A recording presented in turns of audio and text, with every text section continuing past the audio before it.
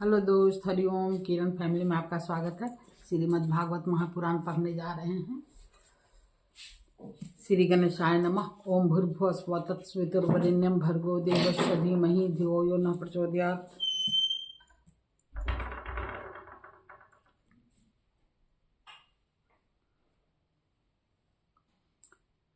श्रीमद् भागवत महापुराण श्री राधा कृष्णाभ्याम नमः। श्रीमद् भागवत महापुराण प्रथम खंड।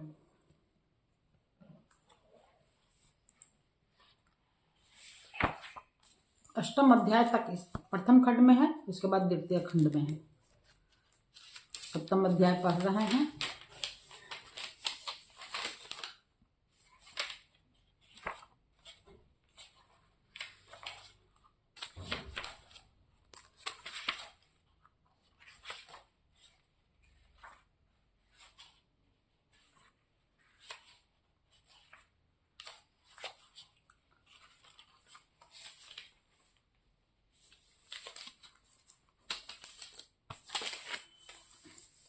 सप्तम अध्याय,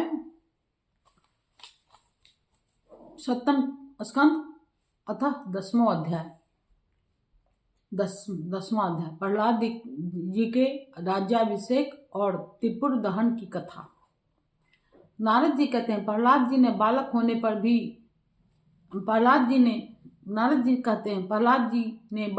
पर भी यही समझा कि वरदान मांगना प्रेम भक्ति का विघ्न है।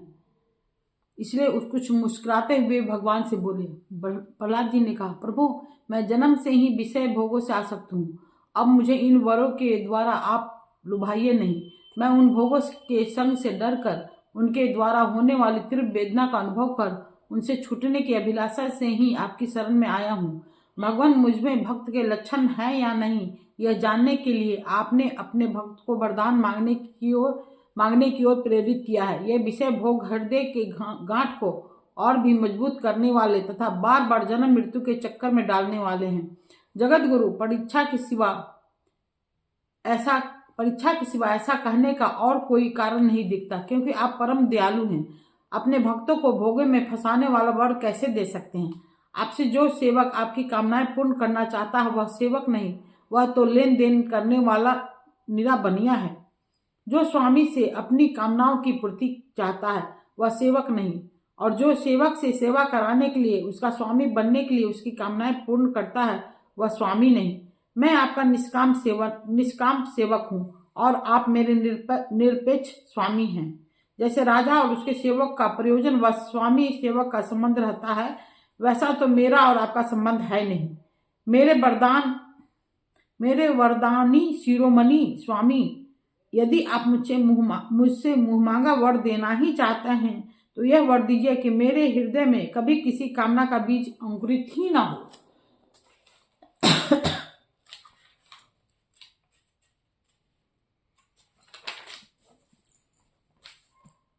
हृदय में किसी भी कामना के उदय होते ही इंद्रिय, मन, प्राण, देह, धर्म, धैर्य, बुद्धि, लज्जा, श्री, तेज, स्मृति और सत्य, यह सब के सब नष्ट हो जाते हैं। कमल नयन, जिस समय मनुष्य अपने मन में रहने वाली कामनाओं का परित्याग कर देता है, उसी समय वह भगवत स्वरूप को प्राप्त कर लेता है। भगवान, आपको नमस्कार है। आप सबके हृदय में विराजमान उदार शिरोमणि स्वयं पर ब्रह्म परमात्मा है। अद्भुत नरसिंह रूपधारी श्री हरि के चरणों में मैं बार बार प्रणाम करता हूँ। श्री नरसिंह भगवान ने कहा, प्रहलाद, तुम्हारे जैसे मेरे एकांत प्रेमी इस लोक अथवा परलोक की किसी भी वस्तु के लिए कभी कोई कामना नहीं करते। फिर भी अधिक नहीं, केवल एक मनवंतर तक मेरी प्रसन्नता के लिए तुम इस लोक में दैत्याधिपति के समस्त भोग को स्वीकार कर लो। समस्त प्राणियों के हृदय में यज्ञों के भोक्ता ईश्वर के रूप में मैं ही विराजमान हूँ। तुम अपने हृदय में मुझे देखते रहना और मेरी लीला कथाएं जो तुम्हें अत्यंत प्रिय है सुनते रहना। समस्त कर्मों के द्वारा मेरी आराधना करना और इस प्रकार अपने प्रारब्ध कर्म का क्षय कर देना। भोग के द्वारा पुण्य कर्मों के फल और निष्काम पुण्य कर्मों के द्वारा पाप का नाश करते हुए समय पर शरीर का त्याग करके समस्त बंधनों से मुक्त होकर तुम मेरे पास आ जाओगे। देवलोक में भी लोग तुम्हारी विशुद्ध विशुद्ध कृति का गान करेंगे। तुम्हारे द्वारा की हुई मेरी इस स्तुति का जो मनुष्य कीर्तन करेगा और साथ ही मेरा और तुम्हारा स्मरण भी करेगा, वह समय पर कर्मों के बंधन से मुक्त हो जाएगा। प्रहलाद जी ने कहा, महेश्वर, आप वर देने वालों के स्वामी हैं। आपसे मैं एक और वर मांगता हूँ। मेरे पिता आपके ईश्वरी तेज को और सर्वशक्तिमान चराचर गुरु स्वयं आपको न जानकर आपकी बड़ी निंदा की है। इस विष्णु ने मेरे भाई को मार डाला है। ऐसी मिथ्या दृष्टि रखने के कारण पिताजी क्रोध के वेग को सहन करने में असमर्थ हो गए थे। इसी से उन्होंने अपना भक्त होने के कारण मुझसे भी इसी से उन्होंने आपका भक्त होने का कारण मुझसे भी द्रोह किया। दिन बंधो, यदि आपकी दृष्टि पड़ते ही वे पवित्र हो चुके, फिर भी मैं आपसे प्रार्थना करता हूँ कि जल्दी नाश न होने वाले दुष्टर दोष से मेरे पिताजी शुद्ध हो जाएं। श्री नरसिंह भगवान ने कहा, निष्पाप प्रहलाद, तुम्हारे पिता स्वयं पवित्र होकर तर गए हैं, इसकी तो बात ही क्या है। यदि उनके 21 पीढ़ियों के पितर होते तो उन सबके साथ वे भी तर जाते, क्योंकि तुम्हारे जैसा कुल के पवित्र करने वाला पुत्र उनको प्राप्त हुआ। मेरे शांत समदर्शी और सुख से सदाचार पालन करने वाले प्रेमी भक्तजन जहां जहां निवास करते हैं, वे स्थान चाहे कीकट ही क्यों न हो, पवित्र हो जाते हैं। दैत्यराज, मेरे भक्ति भाव से जिनकी कामनाएं नष्ट हो जाती है, वे सर्वत्र आत्म भाव हो जाने के कारण छोटे बड़े किसी भी प्राणी को किसी भी प्रकार से कष्ट नहीं पहुंचाते। संसार में जो लोग तुम्हारे अनुयायी होंगे, वे भी मेरे भक्त हो जाएंगे। बेटा, तुम मेरे सभी भक्तों के आदर्श हो। यद्यपि मेरे अंगों का स्पर्श होने से तुम्हारे पिता पूर्ण रूप से पवित्र हो गए हैं, तथापि तुम उनकी अंत्येष्टि क्रिया करो। तुम्हारी जैसी संतान के कारण उन्हें उत्तम लोकों की प्राप्ति होगी। वस्त तुम अपने पिता के पद पर स्थित हो जाओ और वेदवादी मुनियों की आज्ञा के अनुसार मुझ में अपना मन लगाकर और मेरी शरण में रहकर मेरी सेवा के लिए अपने सारे कार्य करो। नारद जी कहते हैं, युधिष्ठिर भगवान की आज्ञा के अनुसार प्रहलाद जी ने अपने पिता की अंत्येष्टि क्रिया की। इसके बाद श्रेष्ठ ब्राह्मण ने उसका राज्याभिषेक किया। इसी समय देवता, ऋषि आदि के साथ ब्रह्मा जी ने नरसिंह भगवान को प्रसन्न वदन देखकर पवित्र वचनों के द्वारा उनकी स्तुति की और उनसे यह बात कही। ब्रह्मा जी ने कहा, देवताओं के आराध्य देव, आप सर्वांतरयामी, जीवों के जीवन दाता और मेरे भी पिता हैं। यह पापी दैत्य लोगों को बहुत ही सता रहा था। यह बड़े सौभाग्य की बात है कि आपने इसे मार डाला। मैंने इसे वर दिया था कि मेरी सृष्टि का कोई भी प्राणी तुम्हारा वध न कर सकेगा। इससे यह मतवाला हो गया था। तपस्या, योग और बल के कारण उछल होकर इसने वेद विधियों का उच्छेद कर दिया था। यह भी बड़े सौभाग्य की बात है कि इसके पुत्र परम भागवत शुद्ध हृदय नन्हे से शिशु प्रहलाद को अपने मृत्यु के मुख से छुड़ा दिया, तथा यह भी बड़े आनंद और मंगल की बात है कि वह अब आपकी शरण में है। भगवान आपके इस नरसिंह रूप का ध्यान जो कोई एकाग्र मन से करेगा, उसे यह सब प्रकार के भयों से बचा लेगा। यहाँ तक कि मारने की इच्छा से आई हुई मृत्यु भी उसका कुछ न बिगाड़ सकेगी। श्री नरसिंह भगवान बोले, ब्रह्मा जी, आप दैत्यों को ऐसा वर न दिया करें जो स्वभाव से ही क्रूर हैं।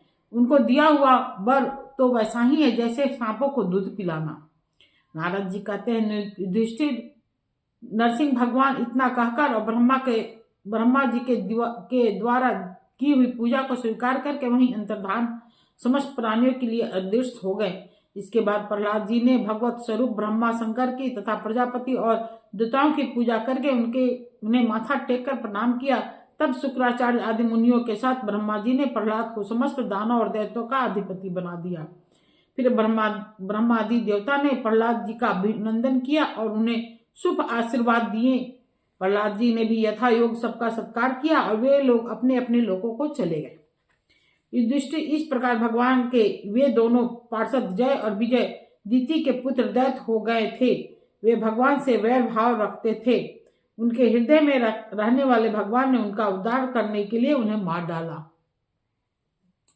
ऋषियों के शाप के कारण उनकी मुक्ति नहीं हुई। वे फिर से कुंभकर्ण और रावण के रूप में राक्षस हुए। उस समय भगवान श्री राम के पराक्रम से उनका अंत हुआ।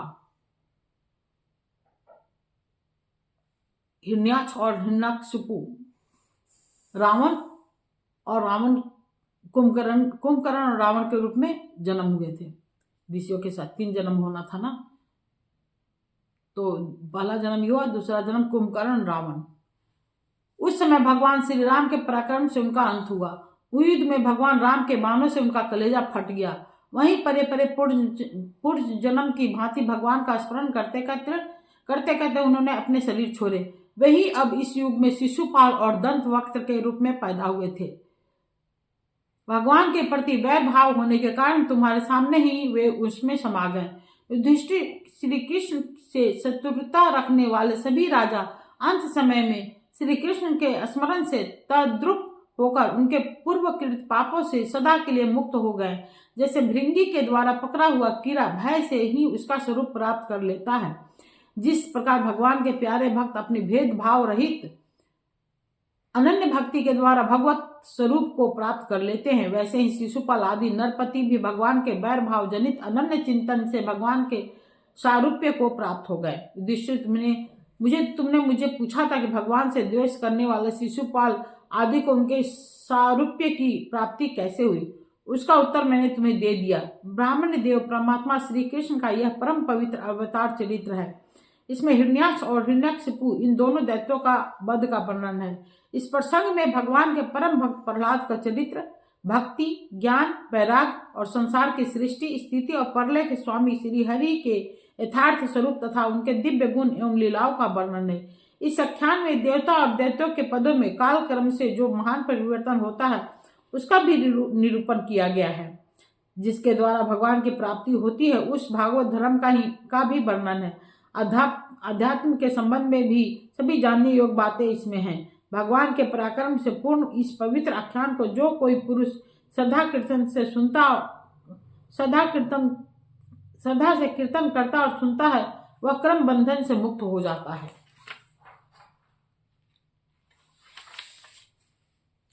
जो मनुष्य परम पुरुष परमात्मा की यह नरसिंह लीला सेनापतियों सहित हिरण्यकशिपु का वध और संत शिरोमणि प्रहलाद जी का पावन प्रभाव एकाग्र मन से पढ़ता और सुनता है वह भगवान के अभय पद वैकुंठ को प्राप्त करता है। युधिष्ठिर, इस मनुष्य लोक में तुम लोगों के भाग्य अत्यंत प्रशंसनीय है, क्योंकि तुम्हारे घर में साक्षात पर ब्रह्म परमात्मा मनुष्य का रूप धारण करके गुप्त रूप से निवास करते हैं। इसी से सारे संसार को पवित्र कर देने वाले ऋषि मुनि बार बार उनका दर्शन करने के लिए चारों ओर से तुम्हारे पास आया करते हैं। बड़े बड़े महापुरुष निरंतर जिनको ढूंढते हैं, जो माया के लेश से रहित परम शांत परमानंद अनुभव स्वरूप पर ब्रह्म परमात्मा है, वही तुम्हारे प्रिय हितैषी ममेरे भाई पूज्य आज्ञाकारी गुरु और स्वयं आत्मा श्री कृष्ण हैं। शंकर ब्रह्मा आदि भी अपनी सारी बुद्धि लगाकर यह है इस रूप में उनका वर्णन नहीं कर सके, फिर हम तो कर ही कैसे सकते हैं। हम तो मौन भक्ति और संयम के द्वारा ही उनकी पूजा करते हैं। कृपया हमारी यह पूजा स्वीकार करके भक्त वत्सल भगवान हम पर प्रसन्न हो। युधिष्ठिर, यही एकमात्र आराध्य देव हैं। प्राचीन काल में बहुत बड़े मायावी मायासुर ने जब रुद्रदेव की कामनीय कृति में कलंक लगाना चाहा था, तब इन्हीं भगवान श्री कृष्ण ने फिर से उनकी यश की रक्षा और विस्तार किया था। राजा युधिष्ठिर ने पूछा, नारद जी, मैं दानव किस कार्य में जगदीश्वर रुद्रदेव का यश नष्ट करना चाहता था और भगवान श्री कृष्ण ने किस प्रकार उन्हें यश की रक्षा की, आप कृपा करके बतलाइए। नारद जी ने कहा, एक बार इन्हीं भगवान श्री कृष्ण से शक्ति प्राप्त करके देवताओं ने युद्ध में असुरों को जीत लिया था। उस समय सब के सब असुर मायावी के परम गुरु मैं दानव की शरण में गए। शक्तिशाली मायासुर ने सोने चांदी और लोहे के 3 विमान बना दिए। वे विमान क्या थे? 3 पुर ही थे। वे इतने विलक्षण थे कि उनका आना जाना जान नहीं पड़ता था। उनमें अपरिमित सामग्रियां भरी हुई थी। युधिष्ठिर, दैत्य सेनापतियों के मन में 3 लोक और लोकपतियों के प्रति वैर भाव तो था ही, अब उसकी याद करके उन तीनों विमानों के द्वारा वे उनमें छिपे रहकर सबका नाश करने लगे। तब लोकपालों के साथ सारी प्रजा भगवान शंकर की शरण में गए और उनसे प्रार्थना की, प्रभु, त्रिपुर में रहने वाले असुर हमारा नाश कर रहे हैं। हम आपके हैं, अतः देवादिदेव आप हमारी रक्षा कीजिए। उनकी प्रार्थना सुनकर भगवान शंकर ने कृपापूर्वक शब्दों में कहा, डरो मत। फिर उन्होंने अपने धनुष पर बाण चढ़ाकर तीनों पुरों पर छोड़ दिया। उनके उस बाण से सूर्यमंडल से निकलने वाली किरणों के समान अन्य बहुत से बाण निकले। उनमें से मानो आग की लपटें निकल रही थी। उनके कारण उन पुरों को दिखना बंद हो गया। उनके स्पर्श से सभी मेवानवासी निष्प्राण होकर गिर पड़े। महामायावी मैं बहुत से उपाय जानता था। वह उन दैत्यों को उठा लाया और अपने बनाए हुए अमृत के कुएं में डाल दिया। उस सिद्ध अमृत का रस स्पर्श होते ही असुरों का शरीर अत्यंत तेजस्वी और वज्र के समान सुदृढ़ हो गया। वे बादलों को विदीर्ण करने वाली बिजली की आग की तरह उठ खड़े हुए। इन्हीं भगवान कृष्ण ने जब देखा कि महादेव जी तो अपना संकल्प पूरा न होने के कारण उदास हो गए हैं, तब उन असुरों पर विजय प्राप्त करने के लिए उन्होंने एक युक्ति की। यही भगवान विष्णु उस समय गौ बन गए और ब्रह्मा जी बछड़ा बने। दोनों ही मध्याह्न के समय उन तीनों पुरों में गए और उस सिद्ध रस के कुएं का सारा अमृत पी गए। यद्यपि उसके रक्षक दैत्य इन दोनों को देख रहे थे, फिर भी भगवान की माया से वे इतने मोहित हो गए कि इन्हें रोक न सके। जब उपाय जानने वालों में श्रेष्ठ मायासुर को यह बात मालूम हुई, तब भगवान की इस लीला का स्मरण करने का उसे कोई शोक न हुआ। शोक करने वाले अमृत रक्षकों से उसने कहा, भाई देवता, असुर, मनुष्य अथवा और कोई भी प्राणी अपने पराये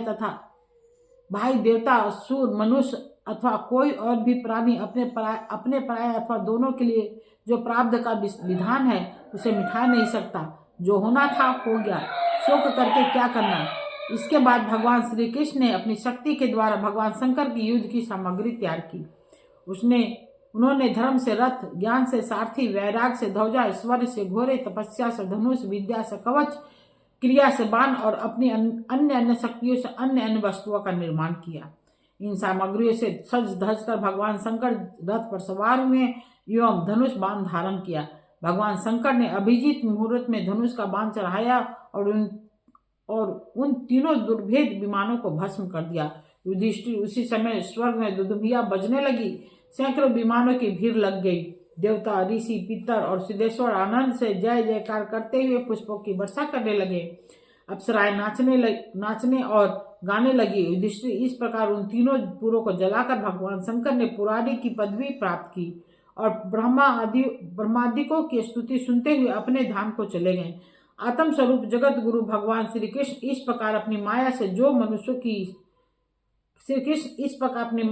मनुष्य की सी लीलाएं करते हैं, ऋषि लोग उन्हीं अनेकों लोक पावन लीलाओं का गान करते हैं। बताओ अब मैं तुम्हें और क्या सुनाऊं। इति श्रीमद्भागवते महापुराणे परमहंस्यां संहितां सप्तम स्कंदे युधिष्ठिर नारद संवादे त्रिपुर विजय नामक 10वां अध्याय।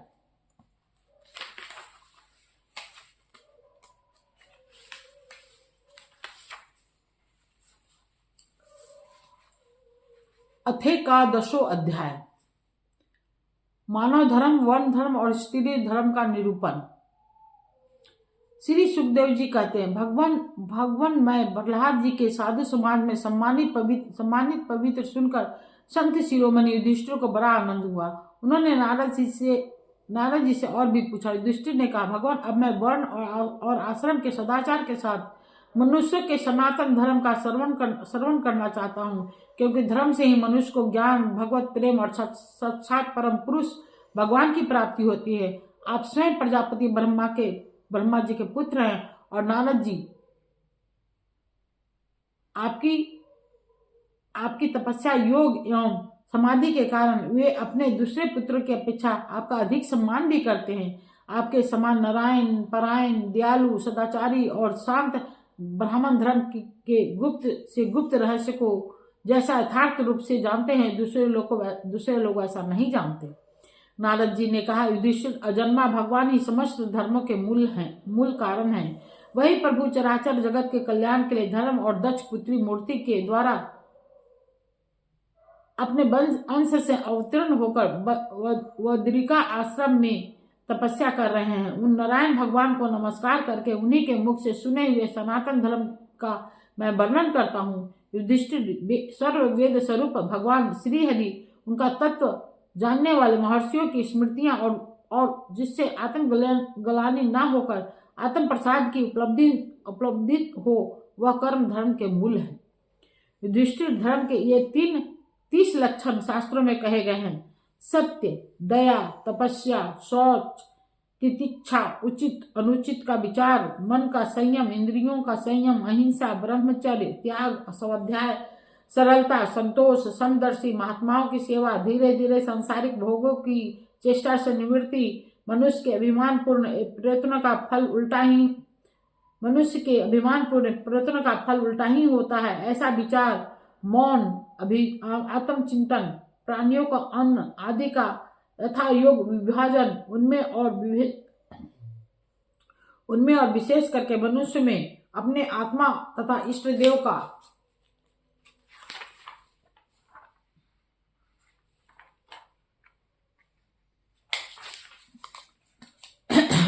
इष्टदेव का भाव, संतों के परम आश्रय, भगवान श्री कृष्ण का नाम, गुण, लीला आदि का श्रवण, कीर्तन, स्मरण, उनकी सेवा, पूजा और नमस्कार, उनके प्रति दास्य, साख्य और आत्म समर्पण, यह 30 प्रकार का आचरण सभी मनुष्य का परम धर्म है। इसके पालन से सर्वात्मा भगवान प्रसन्न होते हैं। धर्मराज, जिनके वंश में अखंड रूप से संस्कार होते आए हैं और जिन्हें ब्रह्मा जी ने संस्कार के योग स्वीकार किया है, उन्हें द्विज कहते हैं। जन्म और कर्म से शुद्ध द्विजों के लिए यज्ञ, अध्ययन, दान और ब्रह्मचर्य आदि आश्रमों के विशेष कर्मों का विधान है। अध्ययन, अध्यापन, दान लेना, दान देना और यज्ञ करना, यज्ञ कराना, ये 6 कर्म ब्राह्मण के हैं। क्षत्रियों को दान नहीं लेना चाहिए। प्रजा की रक्षा करने वाला क्षत्रिय का निर्वाह ब्राह्मण के सिवा और सबके यथायोग कर तथा दंड, जुर्माना आदि के द्वारा होता है। वैश्य को सर्वदा ब्राह्मण वंश का अनुयायी रहकर गौ रक्षा, कृषि एवं व्यापार के द्वारा अपनी जीविका चलानी चाहिए। क्षुद्र का कर्म है द्विजातियों की सेवा, उसकी जीविका का निर्वाह उसका स्वामी करता है। उसकी जीविका का निर्वाह उसका स्वामी करता है। ब्राह्मण के जीवन निर्वाह के साधन 4 प्रकार के हैं: वार्ता, शालीन, यायावर और शिलोच्छन। इनमें से पीछे की वृत्तियां अपेक्षाकृत श्रेष्ठ हैं। निम्न वर्ग का पुरुष बिना आपत्ति काल के उत्तम वर्णों की वृत्तियों का अवलंबन न करे। क्षत्रिय दान लेना छोड़कर ब्राह्मण की शेष वृत्तियों का अवलंबन ले सकता है। आपत्ति काल में सभी सब वृत्तियों का स्वीकार कर सकते हैं।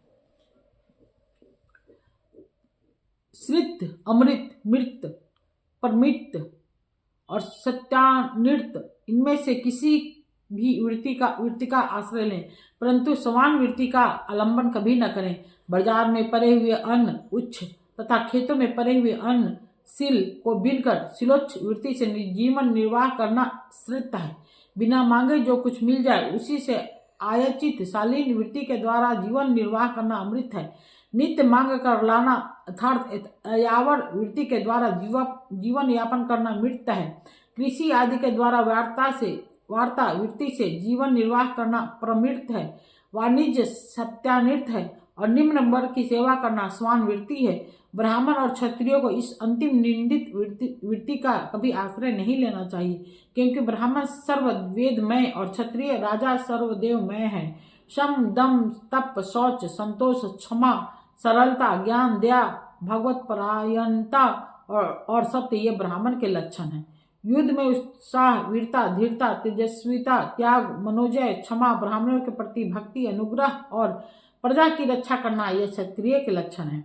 देवता, गुरु और भगवान के प्रति भक्ति, अर्थ, धर्म और काम, इन तीनों पुरुषार्थों की रक्षा करना, आस्तिकता, उद्योगशीलता और व्यावहारिक निपुणता यह वैश्य के लक्षण है। उच्च वर्णों के सामने विनम्र रहना, पवित्रता, स्वामी की निष्कपट सेवा, वैदिक मंत्रों से रहित यज्ञ, चोरी न करना, सत्य तथा गौ ब्राह्मणों की रक्षा करना ये क्षुद्र के लक्षण है। पति की सेवा करना, उसके अनुकूल रहना, पति के संबंधियों को प्रसन्न रखना और सर्वदा पति के नियमों की रक्षा करना ये पति को ईश्वर मानने वाली पवित्रता स्त्री के धर्म है। साध्वी स्त्री को चाहिए कि झाड़ने, बुहारने, लिपने तथा चौक पूरे पुराने आदि से घरों को और मनोहर वस्त्र आभूषणों से अपने शरीर को अलंकृत रखें। सामग्रियों को साफ सुथरी रखें। अपने पतिदेव की छोटी बड़ी इच्छाओं को समय अनुसार पूर्ण करें। विनय, इंद्रिय संयम, सत्य एवं प्रिय वचनों से प्रेम पूर्वक पतिदेव की सेवा करें। जो कुछ मिल जाए उसी में संतुष्ट रहें। किसी भी वस्तु के लिए ललचावे नहीं। सभी कार्यों में चतुर एवं धर्मज्ञ हो। सत्य और प्रिय बोले। अपने कर्तव्य में सावधान रहे। पवित्रता और प्रेम से परिपूर्ण रहकर यदि पति पातित न हो तो उसका सहवास करें। जो लक्ष्मी के समान पति परायणा होकर अपने पति की उसे साक्षात भगवान का स्वरूप समझकर सेवा करती है, उसके पति वैकुंठ लोक में भगवत सारूप्य को प्राप्त होते हैं और वह लक्ष्मी के समान उनके साथ आनंदित होती हैं। यहाँ पर क्या है? यदि पति पतित न हो, यदि पति पतित न हो, पतित मतलब गिरा हुआ ना हो, पतित मतलब गिरना। युधिष्ठिर, जो चोरी और अन्य अन्य पाप कर्म नहीं करते, उन अत्यंत तथा चंडाल आदि अंतेवासाई वर्ण संकर जातियों की वे वृत्तियां वे ही हैं जो कुल परंपरा से उनके यहाँ चली आई हैं। वेददर्शी ऋषि मुनियों ने युग युग में प्रायः मनुष्य के स्वभाव के अनुसार धर्म की व्यवस्था की है। वही धर्म उनके लिए इस लोक और परलोक में कल्याणकारी हैं। जो स्वाभाविक वृत्ति का आश्रय लेकर अपने स्वधर्म का पालन करता है, वह धीरे धीरे उन स्वाभाविक कर्मों से भी ऊपर उठ जाता है और गुणातीत हो जाता है। महाराज, जिस प्रकार बार बार बोने से खेत स्वयं ही शक्तिहीन हो जाता है और उसमें अंकुर उगना बंद हो जाता है, यहाँ तक कि उसमें बोया हुआ बीज भी नष्ट हो जाता है, उसी प्रकार यह चित्त जो वासनाओं का खजाना है, विषयों का अत्यंत सेवन करने से स्वयं ही उग जाता है। परंतु स्व अल्प भोगों से ऐसा नहीं होता।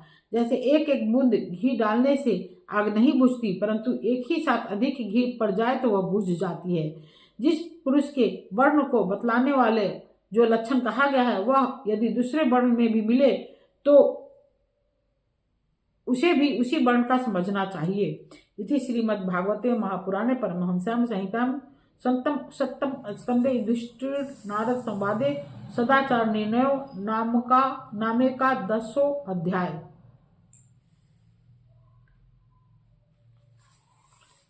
कल पढ़ेंगे 12वां अध्याय।